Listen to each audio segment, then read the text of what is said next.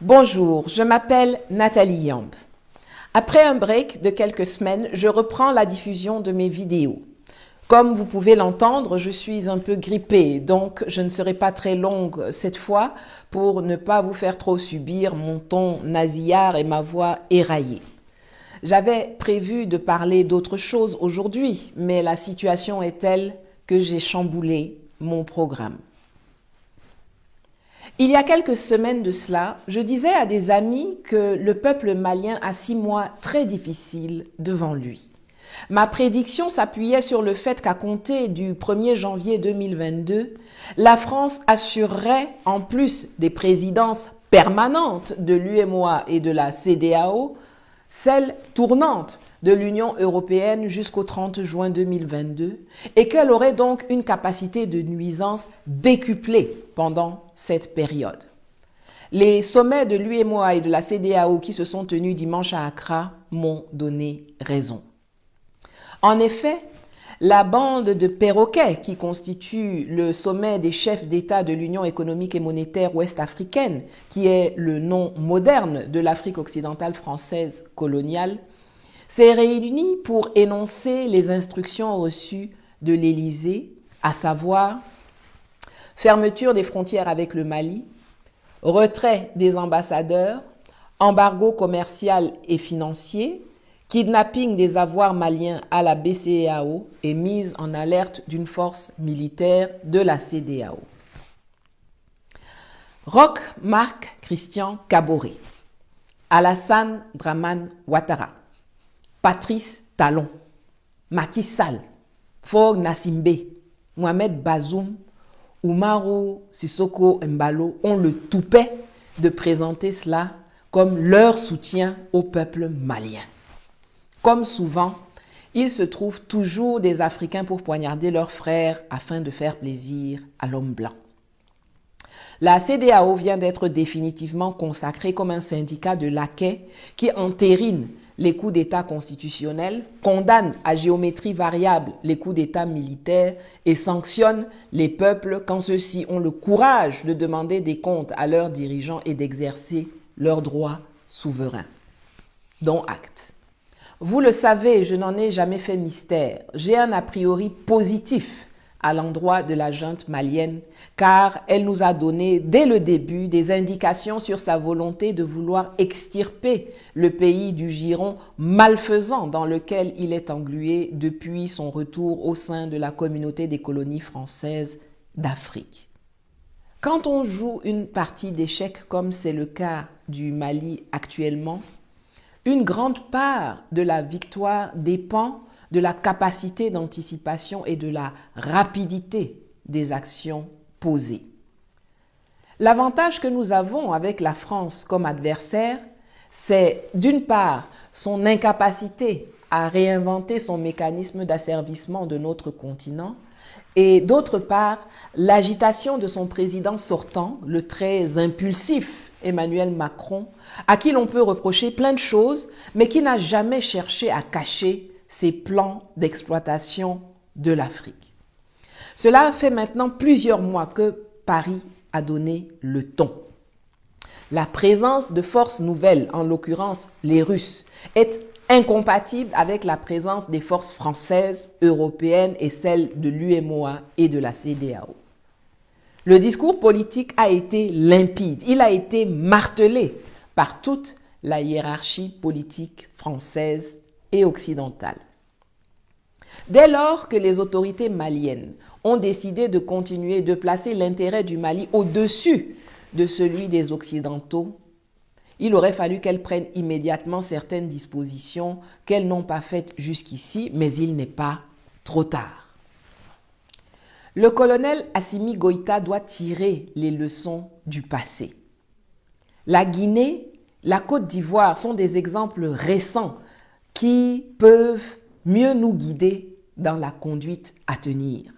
Je remets ici et en boîte de description le lien de la vidéo que j'ai faite à ce sujet.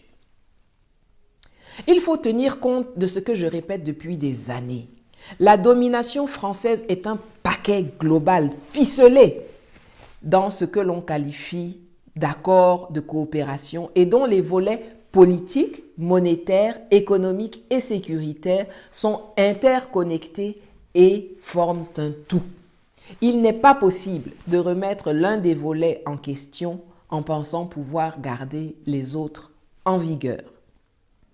Lorsque le Mali a décidé d'avoir recours à de nouveaux alliés pour venir à bout des terroristes que la France a implantés sur son territoire après avoir fait imploser la Libye en assassinant Kadhafi, nous avons tous suivi les cris, les pleurs, les menaces, les jérémiades de Paris.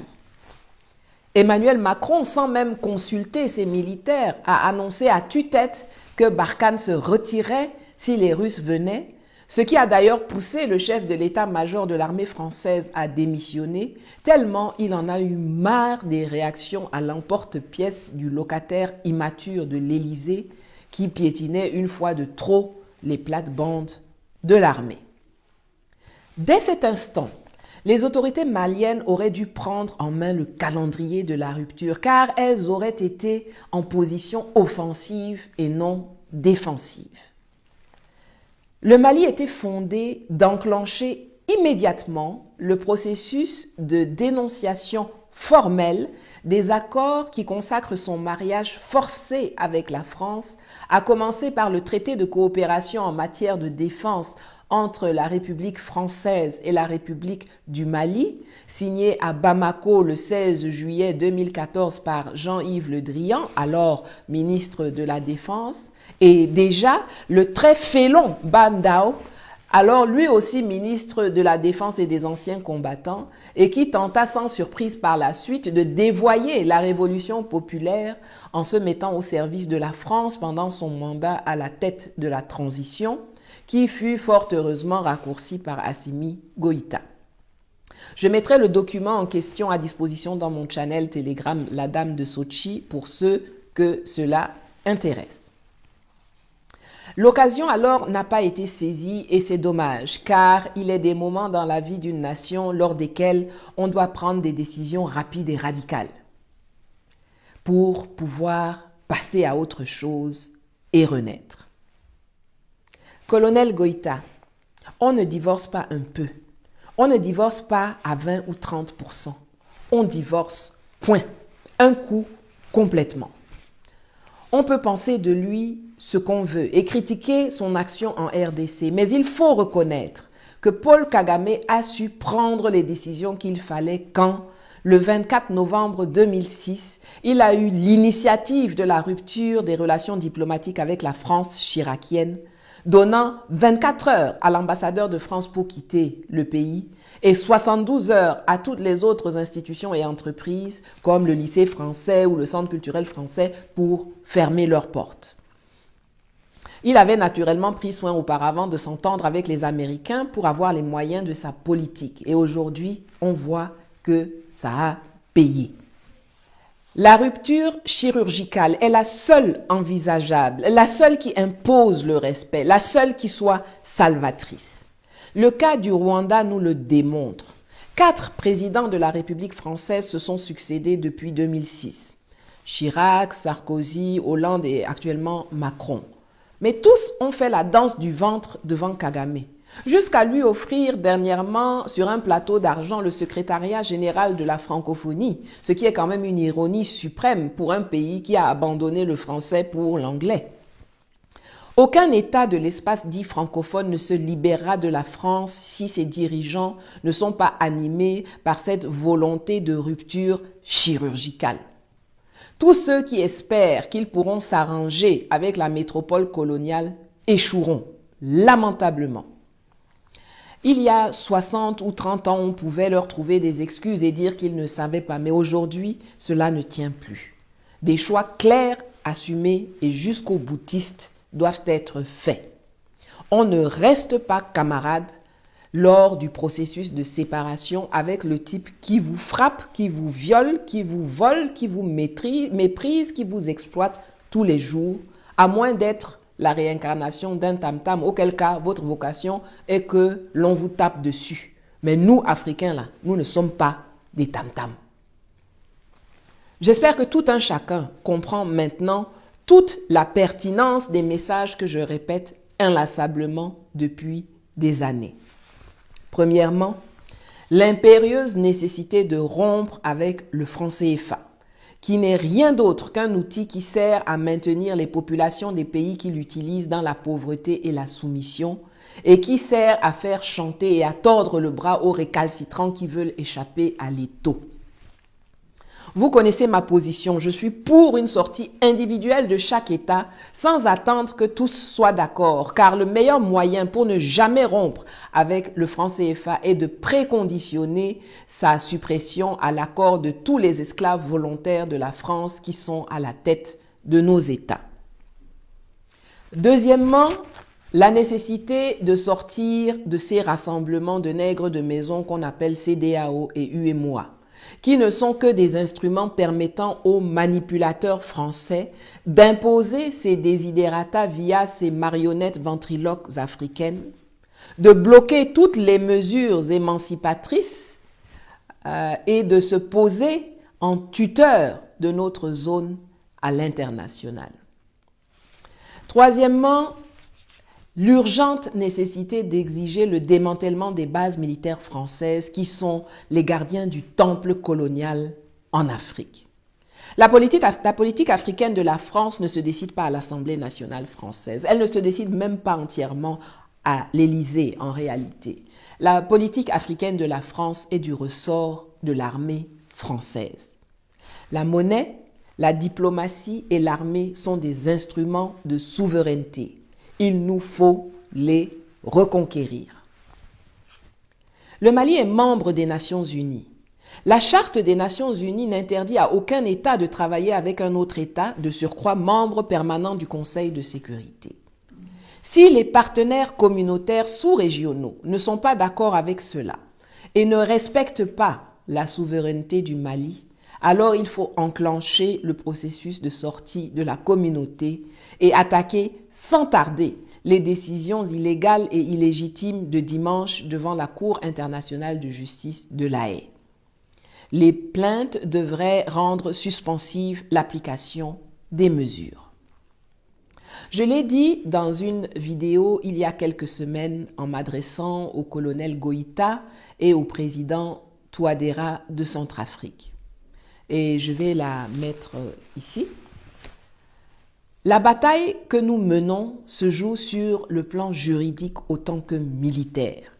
Pendant que nos gars en uniforme se battent au front, nos politiques doivent mobiliser une batterie de juristes et de conseils pour dénoncer tous les aspects de cet asservissement colonial qui perdure depuis trop longtemps, c'est-à-dire le pacte colonial d'avril 1961, le traité de l'UMOA de novembre 1973 complété en janvier 2007, le traité de l'UEMOA de janvier 2003, l'accord de coopération entre la République française et l'UEMOA du 4 décembre 1973, qui est également la date de la convention du compte d'opération. La Convention de Vienne sur le droit des traités du 23 mai 1969 est un excellent fondement pour cela. Il y a une action posée par la junte malienne que je regrette, celle qui consiste à aller négocier la durée de la transition avec la CEDEAO, l'UEMOA ou même la France. Ce n'est pas avec ces entités qu'il faut discuter de cela, car aucun traité n'est au-dessus de la constitution d'un pays. Votre seul interlocuteur doit être le peuple souverain du Mali. Mais il n'est pas tard. Organisez un référendum pour demander au peuple de vous donner 5 ans pour reconquérir le territoire et jeter les bases d'un Mali nouveau.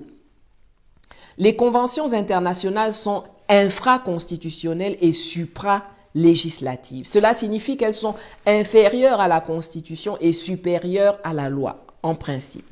C'est pour cela que lorsque les traités sont ratifiés, ils ne se positionnent pas au-dessus de la Constitution, mais on peut procéder à la modification de celle-ci pour y intégrer certains principes ou certaines dispositions de ces conventions.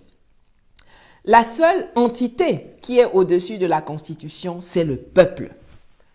Aujourd'hui, une partie de la communauté internationale manipulée par la France vous attaque sur le plan du droit. Donc, Consultez le peuple souverain et vous inverserez complètement le rapport de force, car la durée de la transition sera alors juridiquement inattaquable. À Emmanuel Macron et à son gouvernement, je voudrais rappeler qu'il y a 10 000 immigrés français au Mali. On sait depuis l'attentat de Bouaké que la France politique ne recule pas devant l'assassinat de ses propres ressortissants quand il s'agit de préserver l'empire colonial. Mais 2022 n'est pas 2004. Et aujourd'hui, nous braquerons immédiatement les projecteurs sur chacune de vos manœuvres et nous situerons chacune des responsabilités des événements qui pourraient survenir suite à votre entêtement à déstabiliser le Mali et le Sahel pour continuer de piller nos richesses au lieu de les négocier à juste prix comme il se doit. En 2022, l'incendie que les pyromanes que vous êtes avaient allumé pour nous consumer pourrait fort bien vous revenir en pleine figure. À la communauté occidentale, votre façon d'accompagner la France dans chacun de ces délires africains fait de vous des complices de la dévastation de l'Afrique. Jamais vous n'accepteriez de sanctionner les peuples européens, même quand vous êtes en palabre avec les dirigeants de certains États. On l'a vu en Ukraine, on l'a vu en Biélorussie, en Crimée. Mais quand il s'agit des peuples africains, vous piétinez leurs droits et les asphyxiez allègrement.